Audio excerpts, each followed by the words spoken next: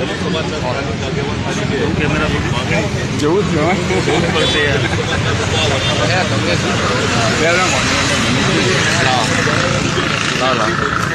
Tax regular ભરે છે. એમની જમીનનો વિવાદ હતો એ કોર્ટની નોટિસ એમને મળી નથી એમના કહેવા મુજબ, અને તાત્કાલિક કાલ મકાન ખાલી દુકાનો ખાલી કરાવવા માટેનું કામ કર્યું અને દુકાનો ખાલી કરાવડાવવામાં. મારી સરકારને અને જમીન માલિકને બેને વિનંતી છે કે આ જે દલિત સમાજના ખૂબ ગરીબ લોકો આ મકાનોમાં રહે છે, કોઈ પૈસાવાળા કે કોઈ ધનાઢ્ય લોકો નથી, તો ગમે તેમ કરી અને આનો રસ્તો કાઢવો જોઈએ અને સરકારે પણ આની અંદર વિજ્ઞાન લેવું જોઈએ. અને આજે જોઈએ છે આપણે SC ST OBC માઇનોરિટી પર જ ડિમોલેશન થાય છે, મકાનો ખાલી થાય છે, તો એક આ સમાજ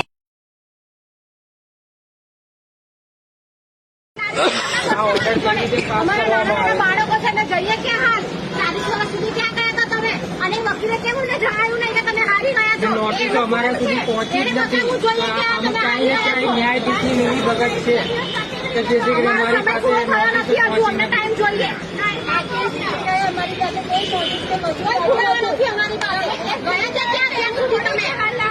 મારા નાના બાળકો છે ને 1 ને 7 છે, હું જઉં ક્યાં ત્યારે લઈને. અમે શેઠ એને શેર ખાવા વાળા છે, કઈ બકરા પ્રોપર્ટી વાળા નથી અમે.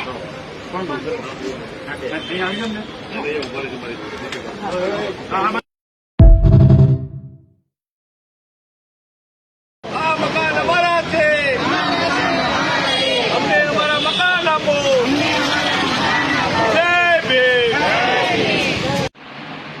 જય ભીમ મિત્રો, મનીષ સોંદરવા. હાલમાં ગુજરાત અને અમદાવાદમાં ખાસ કરી અને જે ગરીબ વિસ્તારો છે ત્યાં ચાલીઓ છે, છાપરા છે, મોહલ્લા છે, સોસાયટીઓ છે, તેને નોટિસ આપવામાં આવી છે. ઘણી જગ્યાએ ડિમોલેશન પણ થાય છે અને ઘણી જગ્યાએ સીલ કરવાની નોટિસ આપવામાં આવે છે. તો જ્યાં આ રીતની સોસાયટીઓ છે, ચાલીઓ છે, એની અંદર આપણે સૌ સાથે મળી અને સંવિધાનિક રીતે કાયદાની લડત લડવી જોઈએ.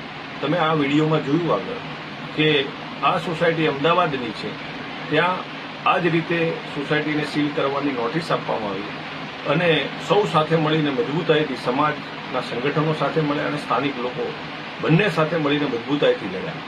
તેનું પરિણામ એ આવ્યું કે તે સોસાયટી આજે સીલ થતી અટકી ગઈ અને કેસ પણ જીતી ગયા અને એ એક રૂપિયોને એક પાય જોડીને જે આપણા આશિયાના બનાવ્યા છે, આપણા મકાન બનાવ્યા છે, તેને તૂટતા અટકાવી શક્યા.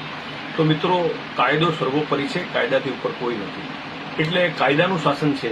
તો ખાસ કરીને હું મારા તમામ મિત્રોને, સમાજના લોકોને અપીલ કરું છું કે જ્યાં પણ આવી પરિસ્થિતિ હોય ગભરાવાની કે ડરવાની કોઈ જરૂર નથી.